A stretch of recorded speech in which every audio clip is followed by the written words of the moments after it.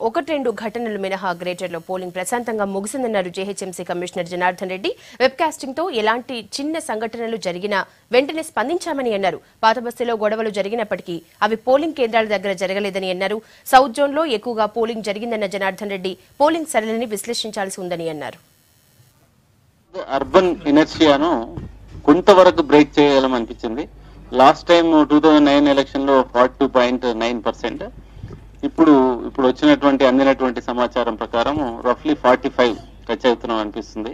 ఒక 2-3% it may vary. రాత్రి ఇప్పుడు ఆల్రెడీ బాక్సెస్ రావడం ప్రారంభమైంది. ఈ ప్రిసైడింగ్ ఆఫీసర్స్ యొక్క డైరీస్ చూసిన తర్వాత అన్ని కరెక్ట్ యాక్చువల్ గా క్యాలిక్యులేట్ చేసి పోలింగ్ స్టేషన్ వైజ్ మేబీ 9-10 వరకు మనం ప్రెస్ కూడా ఇచ్చేటువంటి అవకాశం ఉంది. First vehicle already arrived. So polling దాదాపుగా స్వల్ప సంఘటనలు మినహాగా చాలా ప్రశాంతంగా ముగిసింది.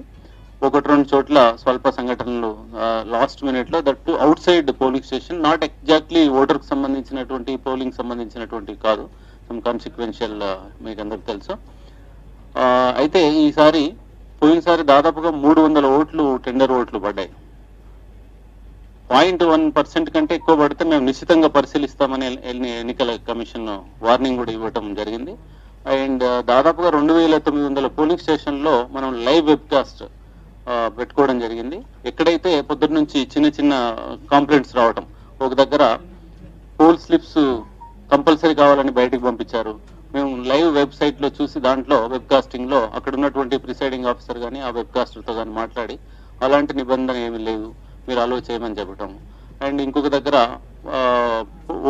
ఫోటో ఐడెంటిటీ కార్డు ఉంది అండ్ చిట్టు తీసుకురాలేదని, అట్లా చిన్న చిన్న సంఘటనలు. ఒక దగ్గర లైట్ సరిగా లేదు, లేకపోతే ఫోకస్ బాగలేదు. సో ఇలాంటి సంఘటనలు కూడా మన నోటీస్కి వచ్చినాయి. బహుశా ఏంటంటే prevention is better than cure. ఈ లైవ్ వెబ్కాస్టింగ్ పెట్టుకోవడం మూలాన జరగాల్సినటువంటి సంఘటనలు బహుశా జరగలేదేమో, ప్రివెంట్ బాగానే చేయగలిగినాం. పోలింగ్ స్టేషన్ లోపల ఎలాంటి హింసాత్మక సంఘటనలు కానీ, రిగ్గింగ్ కానీ అండ్ దెన్ బూత్ క్యాప్చరింగ్ కానీ జరిగినటువంటి సంఘటన లేదు. ఎక్కడ ఏ చిన్న సమాచారం వచ్చినా మేము డైరెక్ట్ గా ఇక్కడ నుంచి చూడటం అండ్ దానికి పోలీస్ కమిషనరేట్ కూడా అనుసంధానం చేయటం అండ్ స్టేట్ ఎలక్షన్ కమిషన్ కూడా అనుసంధానం చేయడం జరిగింది.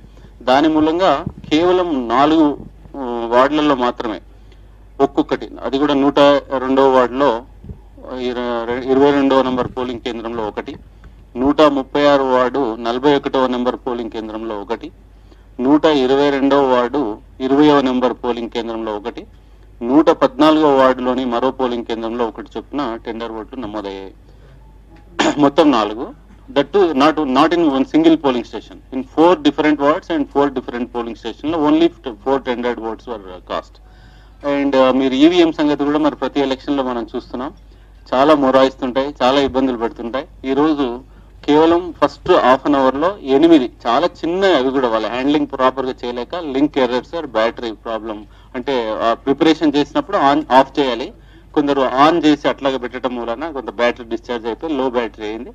ఒక 10 నిమిషాల లోపనే మన ఈసీఐఎల్ ఇంజనీర్స్ ఇమీడియట్ గా అక్కడికి వెళ్ళి వాటిని రెక్టిఫై చేయడం అండ్ రిప్లై చేయాల్సిన దగ్గర రిప్లై చేయడం జరిగింది. అండ్ వెబ్కాస్టింగ్ కు ఈవెన్ పోలీస్ డిపార్ట్మెంట్ నుంచి కూడా చాలా అప్రిషియేషన్ వచ్చింది. దానివల్ల టోటల్ గా ఇష్యూస్ కంట్రోల్ అయినాయని చెప్పేసి, అంటే పోలీసులు చేయాల్సినటువంటి జాబు ఒక వెబ్ కెమెరా ద్వారా మనం చేసుకున్నామనేటువంటిది అనిపించింది. అంటే దానిపైన మనం ఇప్పుడు ప్రిసైడింగ్ ఆఫీసర్ యొక్క డైరీ చూసి వారి యొక్క మనం వెబ్కాస్టింగ్ చేసినటువంటిది కూడా మన దగ్గర ఉంది.